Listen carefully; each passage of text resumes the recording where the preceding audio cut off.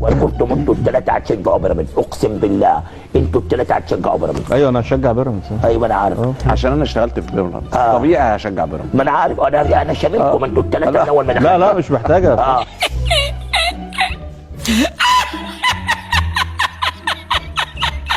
وانت هتشجع مين؟ انا هشجع الاسماعيلي. انت بتشجع مين بكره النهارده مع الاهلي وبيراميدز؟ انا بشجع الاسماعيلي، هو بيراميدز اصلا ليه جمهور. يا باشا انت هتشجع مين في الماتش؟ ماتش مين؟ الاهلي وبيراميدز. ودي عايزه كلام بيراميدز طبعا. طب ما هو انا بقول لك تشجع مين في الدوري؟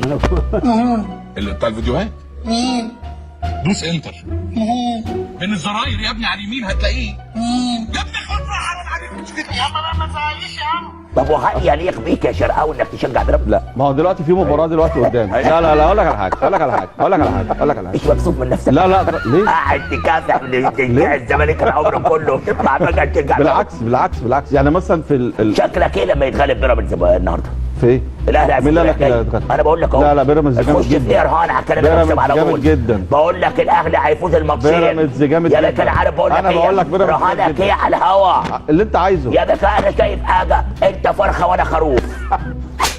اخواتي وحبايبي الزملكاويه، يعني انا عايز اقول لهم بس، وانت بتلبس البدله كده بكره ولا البنطلون والقميص، بص لنفسك في المرايه من زملكاوي لبيراميدزاوي فجاه. يعني هل وصل بيك الحدوته؟ لا على فكره لا مش انا اللي قلت ده كده. علشان خاطر المنظومه الرياضيه في مصر، وان ما يبقاش في نادي اوحد مسيطر ومهيمن على كل البطولات. طب ما هو بيراميدز بينافس. ما بيراميدز بينافس. محمد الشرقاوي رافع شعار بيراميدز واحد مننا. ترجع الكرة بالراس، القاضية ممكن شاط الكرة وجول، القاضية ممكن. انما بس انا بستغرب من اخواتي الزملكاويه، يعني لو الموقف لماذا الاهلاويه هيشجعوا بيراميدز؟ اقسم بالله لو اسكو هتشجع اسكو. لا ما محمد انت لا انا بقول لك والله الواقع، لو الموقف عكس الزمالك وبيراميدز يبقى الاهلاويه هيشجعوا بيراميدز ضد الزمالك. الاستاذ محمد جبالي مهندس الصوت المحترم معانا بيقول لك انت قاعد تلف كعب داير ولا الاهلي اي فرقه ضدها بتشجعها. لا بالعكس عندكم للنادي ما وراش اي حاجه، حضراتكم وراكوا حاجه للنادي؟